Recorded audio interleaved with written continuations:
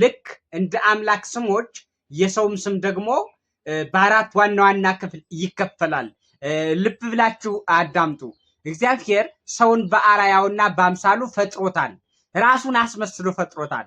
እሱን አስመስሎ ፈጥሮታል። እንደሱ ጌታ፣ እንደሱ ገዥ፣ እንደሱ ዘላለማዊ፣ እንደሱ ሕያው፣ እንደሱ በመንግስትነት የሚኖር እንደርሱ በአጠቃላይ እሱን የሚመስል አድርጎ ፈጥሮታል ማለት ነው።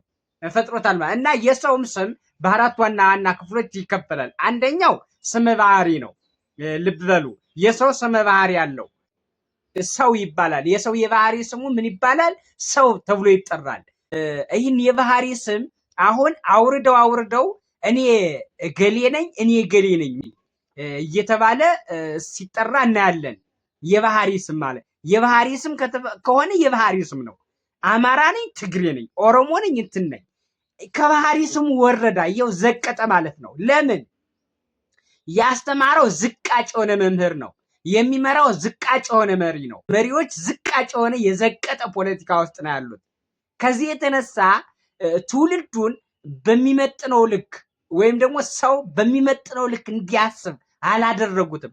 አንቀው አቀነጨሩት ማለት ነው። ሐሳቡን አቀነጨሩት። የሃይማኖት መሪዎች ቅንጫራሞች፣ የቀነጨሩ ቅንጫራሞች ናቸው። በእውቀት የቀነጨሩ፣ በአመለካከት የቀነጨሩ ፖለቲከኞች፣ ቁማርተኞች፣ ሃይማኖት የሌላቸው ሆዳሞች፣ ሰካራሞች ናቸው የሃይማኖት መሪ ተብዬዎች ማለት ነው። ከዚህ የተነሳ ሰው በአቅሙ እንዳያስብ ሆኗል። ይሄን የባህሪ ስሙን እንዳያውቀው ሆኗል።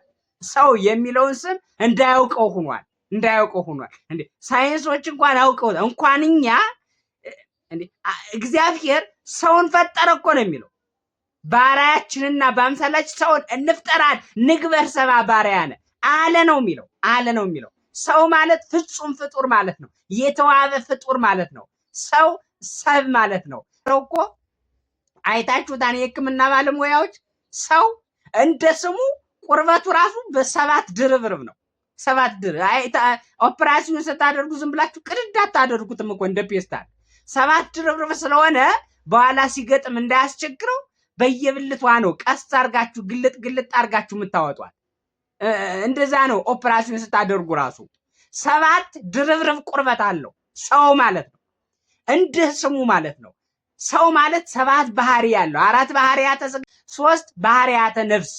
አራቱ ባህሪያተ ስጋ እሳት፣ ነፋስ፣ አፈር፣ ውሃ ናቸው። ሶስቱ ባህሪያተ ነፍስ የሚባሉት ነባቢነት፣ ለባዊነት፣ ሕያውነት ማለት በእነዚህ ሕያውም ተናጋሪም ዘላለማዊም ሆኖ ይኖራል ማለት ነው።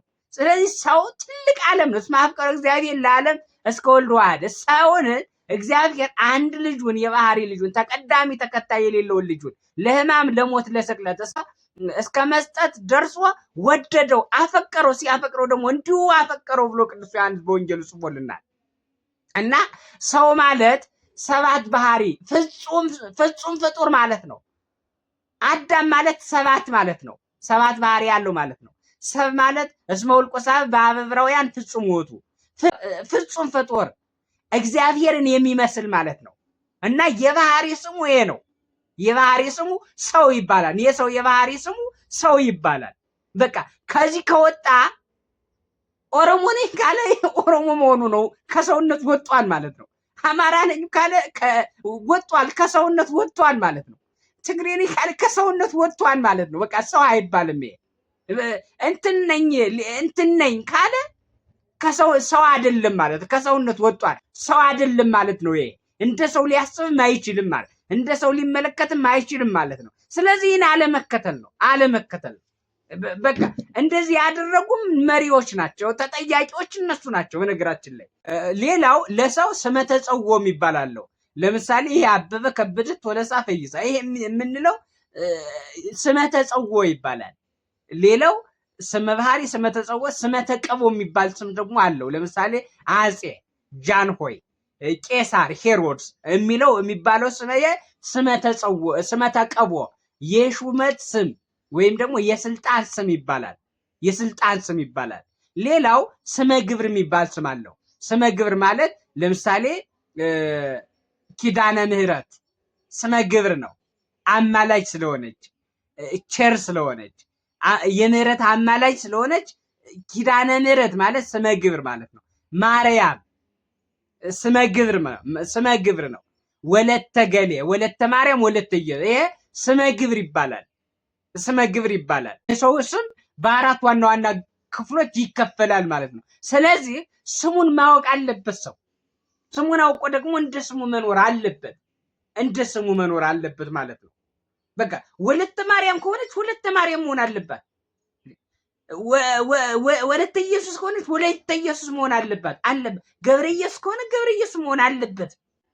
ወለተ ማርያም ሆነ ወለተ ሳጥናኤል መሆን የለባትም። ተንኮለኛ መሆን የለባትም። ምቀኛ መሆን የለባትም።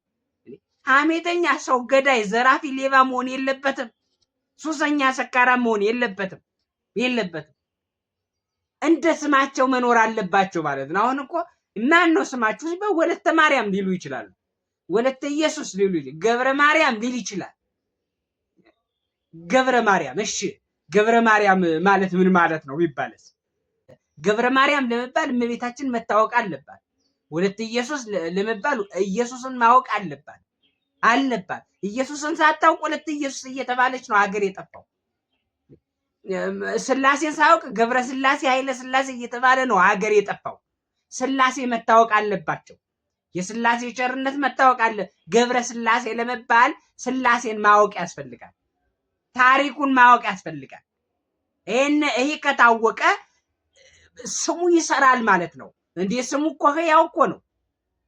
ስሙ ይሰራል። ያለዚያ ግን ስሙ ሳይታወቅ የስሙ ትርጉም ሳይታወቅ ዝም ብሎ በስሙ መጠራት አስፈላጊ አይደለም።